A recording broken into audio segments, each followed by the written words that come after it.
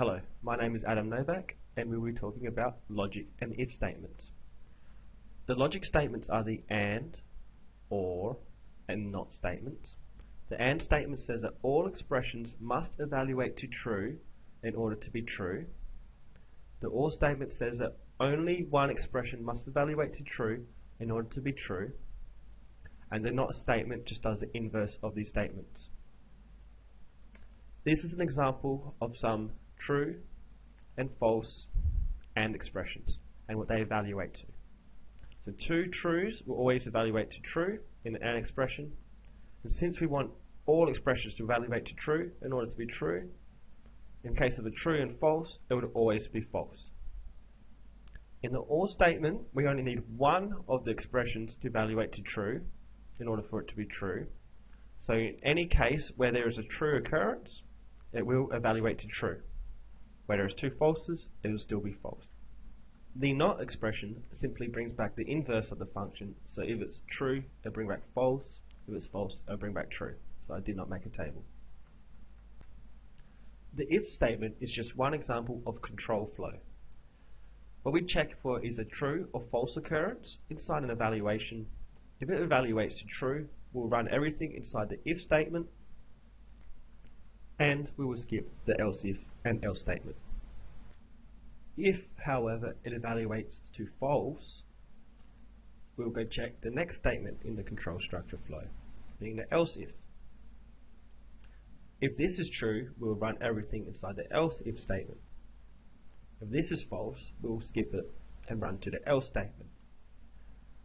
No evaluation check is needed inside an else statement. It simply runs if the other statements evaluate to false. So the control flow has three steps, being if, else if, and else. The if statement is necessary. The else if statement is only used if there are more than two options for evaluation. So there are three options, if, else if, and else. The if and else statement are used if there are two or more options. You may, however, have as many else if statements as you'd like. Let's quickly run through some practical examples. In this example, we are simply going to flip a coin being represented by 0 and 1. We're going to input a number being 0 and 1 representing heads and tails and see if we get the same choice. So first we have to import the random module being import random, then assign a random number being 0 or 1 to a variable being called variable. Random.randInt is the function to get a random number between 0 and 1. Our choice will be called choice, being equal to the input. We will say 1 equals heads, 0 equals tails. Now if our choice is equal to the variable, now first we've got to remember something, the type. The variable choice we put in is going to be a string, so we have to get the integer of the choice to change it to a number. So the integer of the choice is equal to the variable that we get the random number.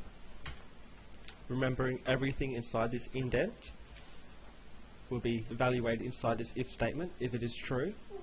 So we'll print have chosen correctly. If it is true, the choice is equal.